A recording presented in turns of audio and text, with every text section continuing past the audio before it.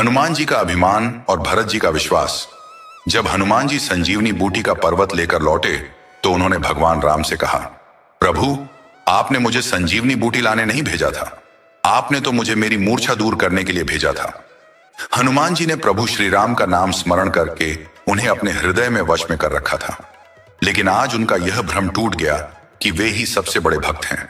हनुमान जी ने कहा, प्रभु, वास्तव में सबसे बड़े भक्त तो भरत जी हैं। उन्होंने जिस विश्वास से आपका नाम जपा है वह अनुपम है। भगवान राम ने पूछा, कैसे हनुमान? हनुमान जी बोले, जब लक्ष्मण जी को शक्ति लगी और मैं संजीवनी लेने गया तब भरत जी ने मुझे अपने बाण से रोका। मैं गिर पड़ा लेकिन पर्वत नहीं गिरा। भरत जी ने न संजीवनी मंगाई न वैद्य को बुलाया। उन्हें आपके नाम पर अटूट विश्वास था।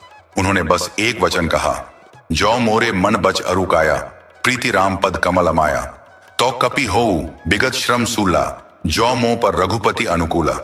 यदि मेरे मन, वचन और शरीर से श्री राम के चरण कमलों में निष्कपट प्रेम है, यदि रघुनाथ जी मुझ पर प्रसन्न हैं, तो यह वानर थकावट और पीड़ा से मुक्त हो जाए।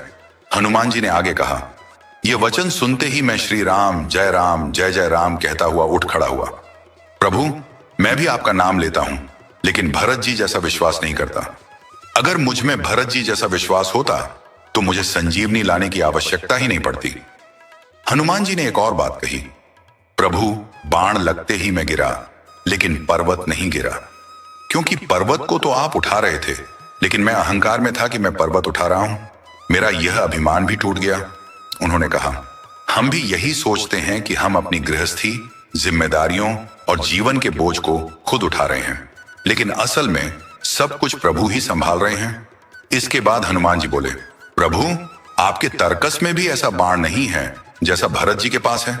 आपका बाण शत्रु को दूर गिरा देता है, लेकिन भरत जी का बाण जीवित अवस्था में ही भगवान के चरणों तक पहुंचा देता है।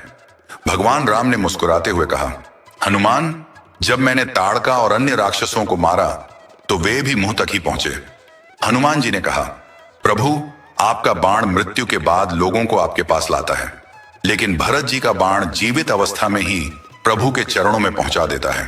फिर हनुमान जी ने कहा, संत का बाण उसकी वाणी है, लेकिन हम संतों की वाणी को सुनते तो हैं पर उसे आत्मसात नहीं करते। औषधि का लाभ तभी होता है जब उसे सही तरीके से लिया जाए। हनुमान जी को भरत जी ने पर्वत सहित बाण पर बैठाकर श्री राम के पास भेजा। उस समय हनुमान जी के मन में यह अहंकार आया कि उनके भार से बाण कैसे चलेगा, लेकिन जब उन्होंने रामचंद्र जी की कृपा और भरत जी के विश्वास पर विचार किया तो उन्होंने भरत जी के चरणों में श्रद्धा से सिर झुका दिया।